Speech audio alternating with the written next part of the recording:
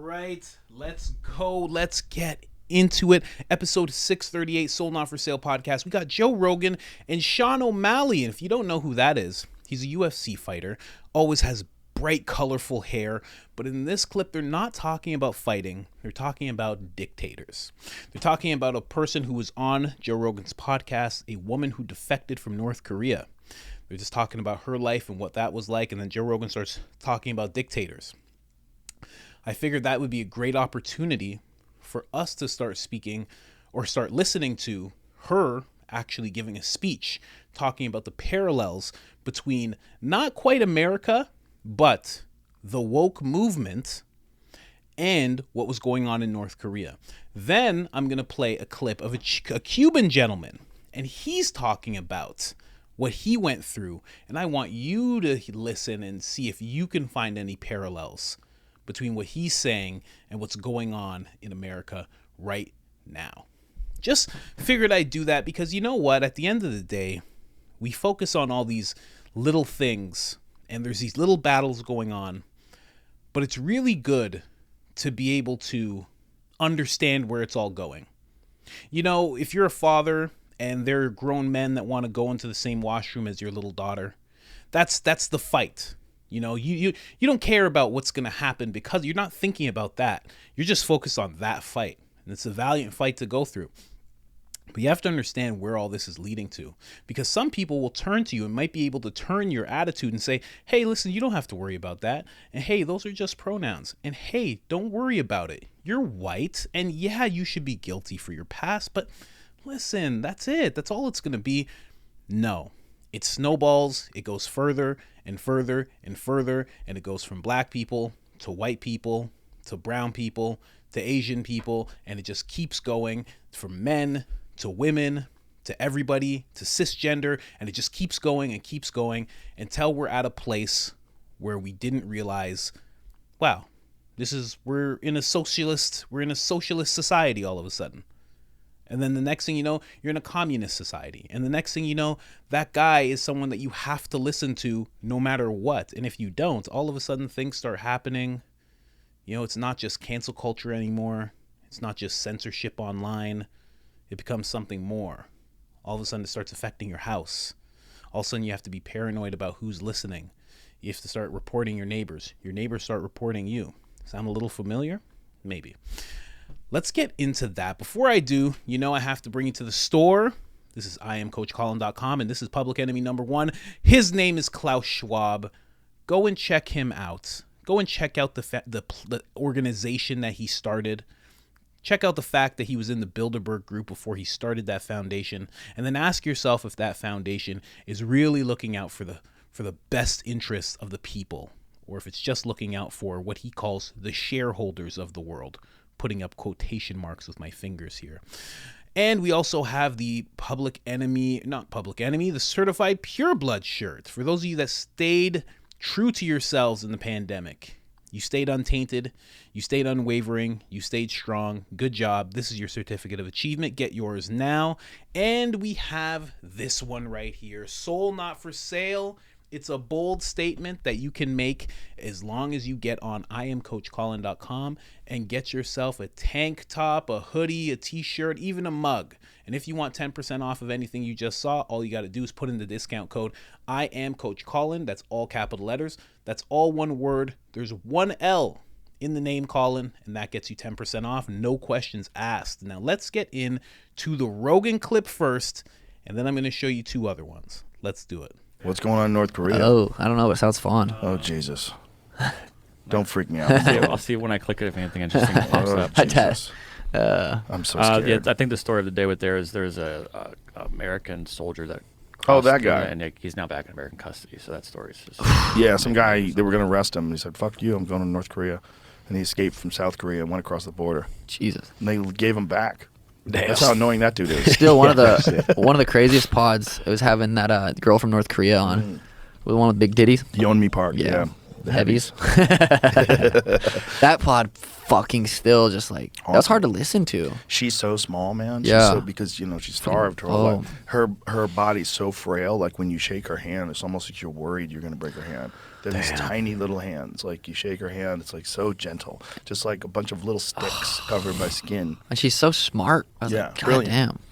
Brilliant lady, and boy, does she have some like cautionary tales of what happens when you give the government control. Because the way their country worked is they said, we're going to take the land away from the farmers so that everyone will have food. We'll just grow the food for everyone. And then they're like, no, we're not. Once they took the land away, they're like, no, you got to eat what we tell you to. You got to do what we tell you to. Wear what we tell you to. That's crazy. It's going on today. Right like now. It fucking makes no sense. Yeah, that's the thing that people need to understand when they think about dictators. Like we don't have to worry about that. This is America. We're a democracy, right? But all over the world, the world's run by dictators. Like all over the world, it's happening right now where people live in horrific conditions. Do they think they're living good though? They think in North Korea they don't know. Some people don't know because they have no control of the internet. Like the government controls everything.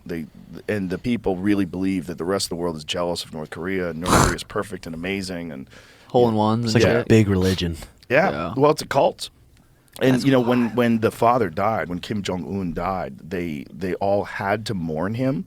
And if you didn't mourn him enough, you would get arrested. They'd put you in jail. Like there was like a certain amount of time. So there's like performative mourning.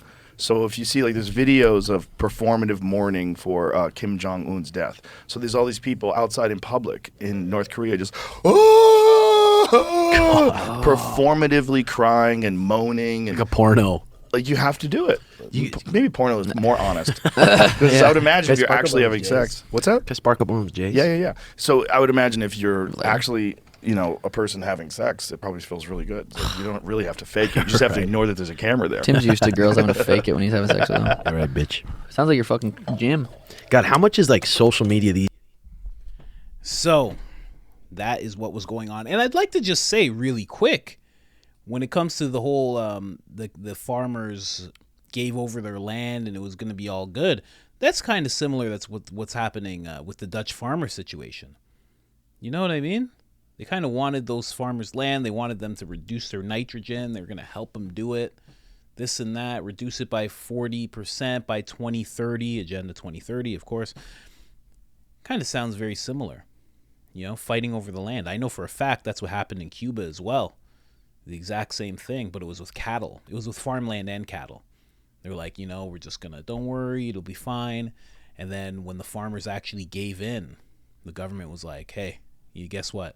These cattle, these are our cattle. You don't get to slaughter them anymore. You do what we say with them. If you do slaughter them, we're going to put you in jail for 20 years. We're going to give you more time in jail for killing one of your cattle than you would get for actually murdering a person. That's real stuff. Now let's listen to this woman talk about North Korea and what her experiences was like. Very smart lady. This is who they were talking about, the woman with the heavies, as they put it. She is Miss Park. Miss Park is her last name. She's very intelligent, and she, as soon as she got here, as soon as all of this woke stuff started kicking up really strong, she was the first one of the first to be like, I've seen this before. I've seen this. I know exactly what this is and where this leads. So I think what she has to say is pretty important. Let's get into it. I'm going to put myself up here because you might need a little bit of caption for her. She does have a very, very, very strong accent. Let's get into it. North Korea, we did not even have the word for love or freedom. So this is why it gets really concerning right now, living in America. There's a huge force trying to control what we can say, what we cannot say, what word is allowed, what word is not allowed. Now, at Columbia, they say, I cannot say the word white because it's oppressive to some people. Exactly. And in North Korea, they did the exact same thing. They removed the word like human rights and freedom and free market, of course. So we did not even know what that was. But my grandmother knew, but they kept it silent because they were afraid of getting killed by the regime. So after reading that book, I still somehow faced heavy discrimination in South Korea. Even though we are same people, South Koreans were not used to having immigrants. Unlike Americans, this country is a country of immigrants. So I decided to go to the promised land, to America, the best country in the entire human history. This is just not the best country in the contemporary world. This is the best country in the entire our existence. So I came to America, and I want to go to best university to study. So I applied for Columbia University in New York. And I came. And I had amazing dreams, like, becoming an American was more worth than winning 1,000 lotteries. I couldn't believe, how can you be depressed if you're American? Like, you are free. I couldn't understand why there are homeless people on the street. And first, very orientation at Columbia University. The professor were telling me that all the problem that exists and that we had is because of white men, because of the capitalism. So that really made me think, somehow did I time travel back to North Korean classroom? Actually, there's a meme. They say actually Kim Jong-un attended Columbia and perfected his ideology on hating West, and taught us in North Korea exact same narrative. I believe that, and then one day I asked my professor I do think men and women are equal, but we are not the same. And professor tells me, you're brainwashed. And it was horrendous. Every orientation, every class, right before the class, even before I get to my classmate as an individual, what they like, what's their favorite food, what they like to do. My first job is remembering their pronouns. If you don't, you're a bigot. You might get kicked out of the university. So instead of in the lecture, there's a survey lecture, it's 50, 60, 100 students. All I need to pay attention to is what was it, they pronoun, right? And it makes you paranoid. And the professor telling you that we need to stay woke because the enemies, the systemic oppression is everywhere. Exactly what North Korean regime does, making us paranoid, making people not trusting each other, to divide people. And here's another really same thing that I cannot believe was happening in America is my professors were telling me that math is a racist. And math is a construct of white men. So it's that's interesting. I remember this story because I remember at 7, going to North Korean classroom, my professor one day asked me, what is 1 plus 1? So what do you say? 2, right? Yeah. But my dear leader found that's not the truth because if you add 1 drop of water and then to add another drop of water, what does it become? It becomes bigger one. So it's not 2. That's why math is racist and white man's construct. So you should not believe the math. Exact same narratives are happening in the heart of America, in Manhattan, in one of the best academic institutions was happening. So that's when I realized I actually might lose this country again. Someday I thought maybe do I bring dictatorship wherever I go? Is it some my life luck that I need to keep fighting tyranny or something? Because when I come to America, I didn't expect this.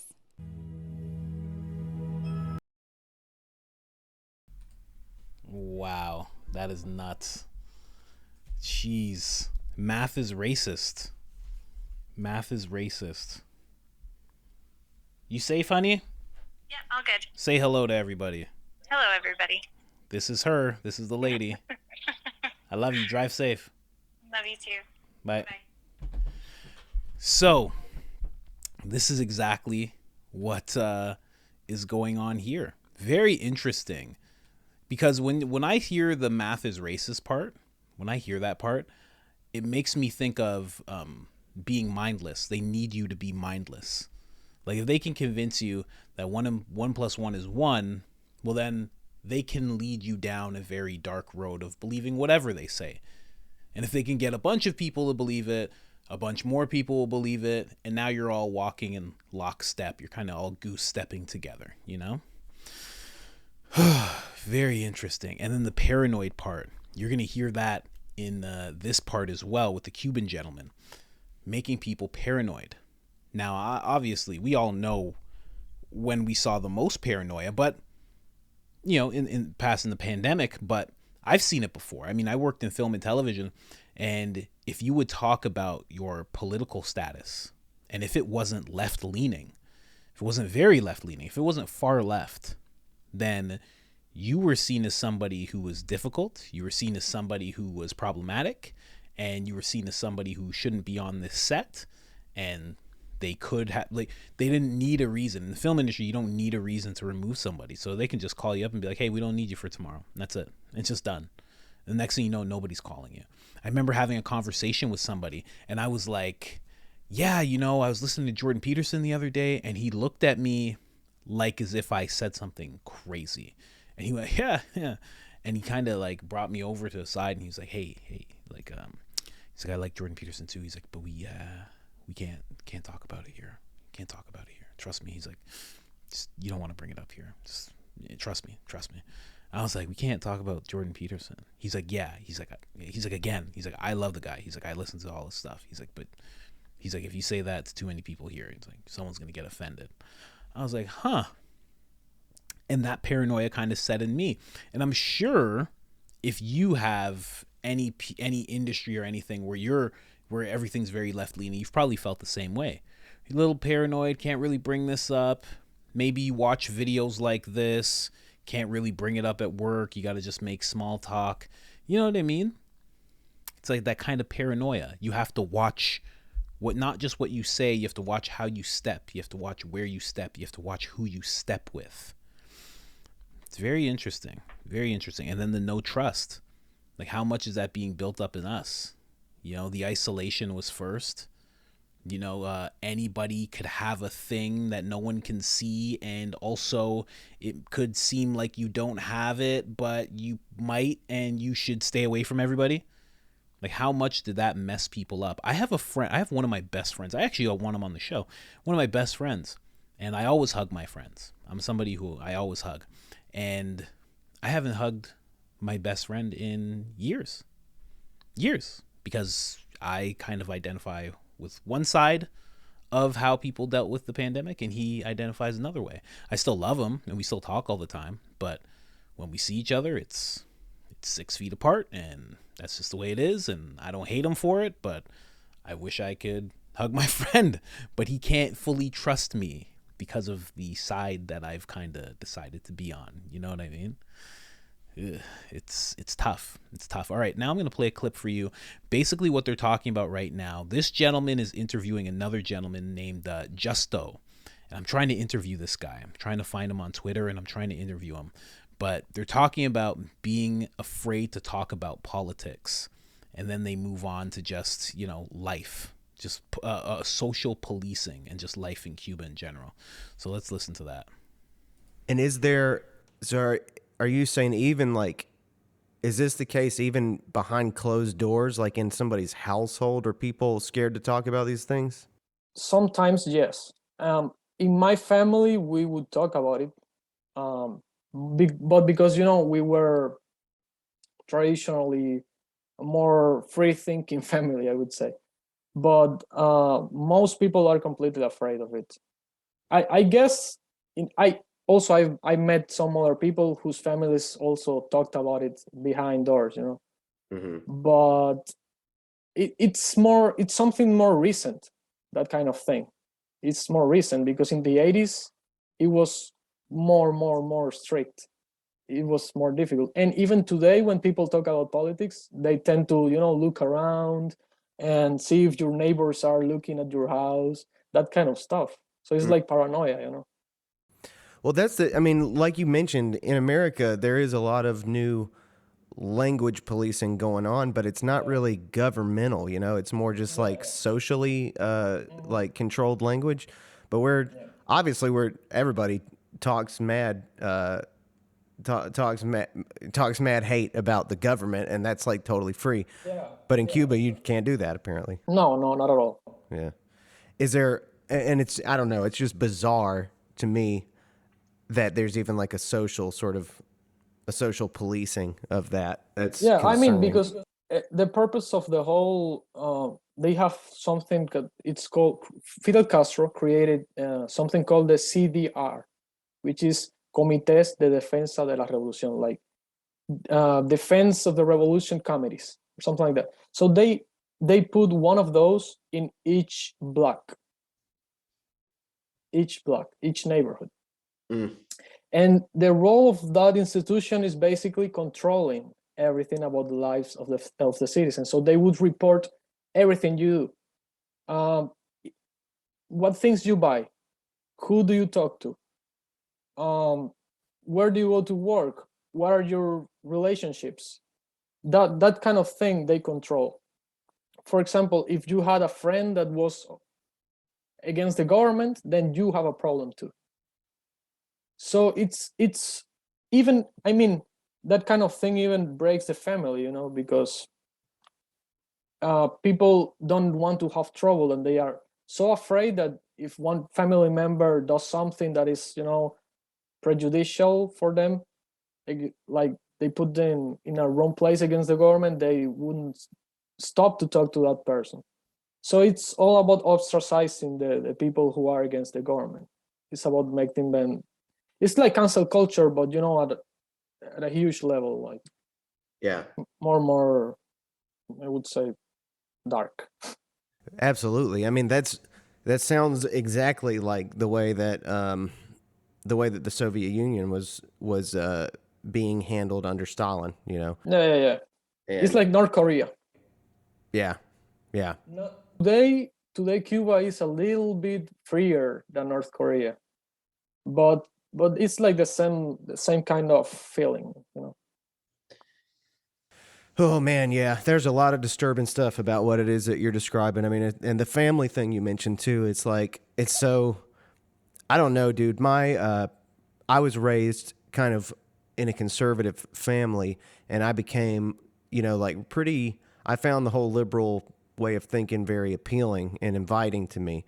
But over the last few years, just seeing how things have kind of taken shape and how much things have changed, something like when you mentioned family, I think conservatives for a long time have voiced something about the importance of family, and a lot of people have not, like for me, that seemed like such an unnecessary value to voice. Like, of course, family is whatever, but now seeing that truly, like, people to a different degree choose something like ideological commitment above relationships with people. That's scary to me. Yeah, that's true. And I don't really think that it's, because I mean it's different. The Cuban conservative and the Cuban liberals are, I would say, they're different from the American conservative and the American liberal. There's like a difference there.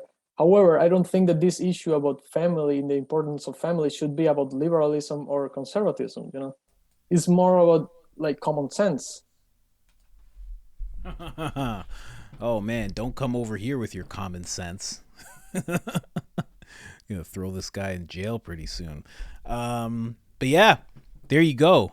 That is really eye-opening. I did not listen to this prior, and the CDR, what he's talking about there, that's very interesting. That there is, from what it sounds like, people who are actually not just watching, they're actually reporting to the government everything that's happening. That's very, very wild. And you kind of do have that now. You kind of do have that with people now in your neighborhoods. There's always some woke person who is hearing everything, whether it's in your family or your neighborhood or your friend group. There's always someone who's a little more woke than everybody else, and they are kind of, maybe not maliciously, maybe even not even consciously, but they're tallying up everything that's being said. You know, they're like, oh, well, Colin's a conspiracy theorist. He brought up 4 different things that are conspiracy. He said the R word. Can't say the R word. He said the F word. Wow. Can't believe that. That's pretty homophobic. Like, they're kind of racking all that up. And they're bringing it, if things go awry between you and that person, they're bringing it to their woke friends. Maybe not even if anything goes awry. Maybe they just naturally, they're just bringing it to their woke circle of people, you know, their liberal circle of people. But it's not to the extent that he's talking about, where there's actually people that go to the government and let them know exactly what's going on with you. You know, in America, there used to be something called red squads. And I don't think these things have ever gone away. There were red squads back in the times of the Black Panther Party and different like anti-establishment movements, where they would have somebody. They've done this with the Proud Boys. They've done this with the Black Panthers.